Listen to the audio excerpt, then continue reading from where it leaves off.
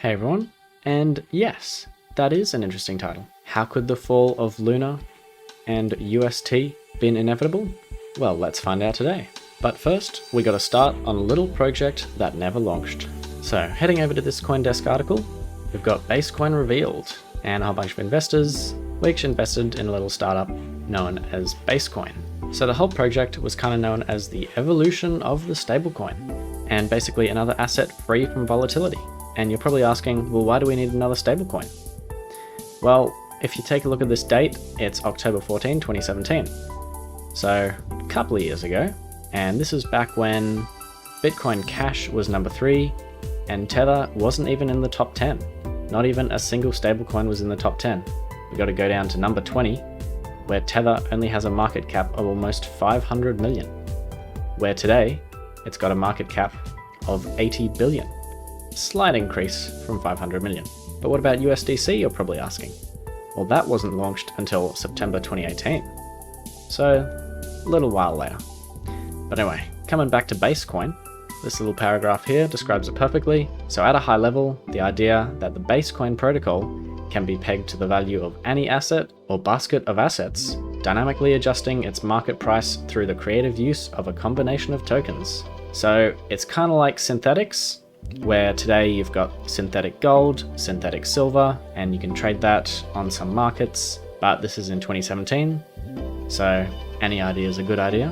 So it goes on to say, as explained in the white paper, the idea that the protocol would be set up to mirror an asset or an index. So you could mirror the US dollar, or the CPI, or anything else which you might want to trade, like gold, or silver, or maybe even you want to trade the Bitcoin hash rate, which you can today. But the main important things are that there's 3 tokens in this project, not just one. So first we got Basecoin, which is basically another stablecoin, but called Basecoin. And the second, we've got bonds or base shares, and these are auctioned off when the supply needs to be reduced.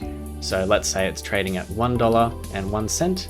Well, these will be sold to bring the price back down to $1. And finally, we got base shares, and this is pretty much just a free-floating thing, not pegged to anything, but it's basically a dividend coin. So that's cool and all, but just a little while later, before the project could actually technically launch, they got shut down. Just a smooth few months later, in 2018, the US was like, nah, we can't have that. So they paid all the money back, and that was the end of the Basis coin. Or was it? Because a little while later, this website was made by an anonymous team, or so they thought, which is basically a fork of the original Basecoin project, except launched by an anonymous developer. So who is the US going to go after? Everyone on 4chan? What they did actually launch Basis Cash, the new stablecoin, the shares, and the bonds. Cool. So you're probably thinking, oh wow, that actually sounds like a cool project. Ah wait, it failed. But who were the developers of this? Well, they're anonymous. Well, not for long, because some of the people that worked for the Terraform Labs came out and said Do Kwon, basically the founder of Luna and UST, was actually behind Basis Cash, and he'd go by the name of DeFi Morty. But how did the Basis Cash project actually fail? Well, this didn't last long, because it could never actually achieve its main target of staying stable, and sank below $1 in early 2021. But hey, they did manage to keep it around $1 for a couple of days, so that's something. But moving on to how they actually brought people in to use the Basis Cash, or the quote-unquote stablecoin, well, insanely high rewards, of course. 10,000% APY, awesome! And they managed to bring in at peak of $175 million in liquidity. And the original guide actually has some pretty interesting information on how they thought it would go. So the basics of it is when it's below $1, people can buy bonds at whatever price it is below $1, but you can kind of see where it's going, because you can only redeem it when the price is above $1. So if it keeps falling and falling and falling, and never gets back up to $1, well, those bonds are basically going to be worthless. And when it goes above $1, you can redeem those bonds, and anyone holding the Basis shares will get all that new cash.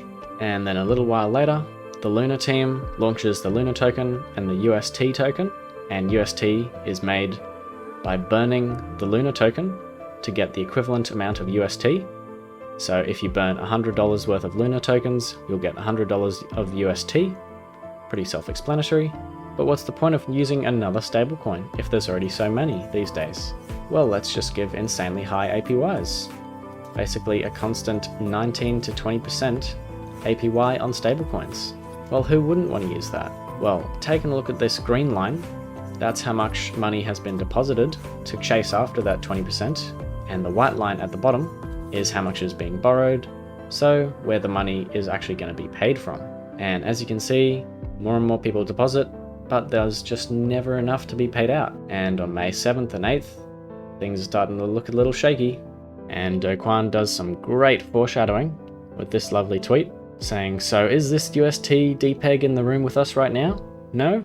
I prescribed 24 hours of pegging over the next 7 days." But what he didn't realize is that himself and everyone invested in Luna would be the ones receiving the pegging. Hey everyone, if you like that video, consider leaving a like. If you want to have a good old chat, why not join my Discord server below. Okay, thanks, bye.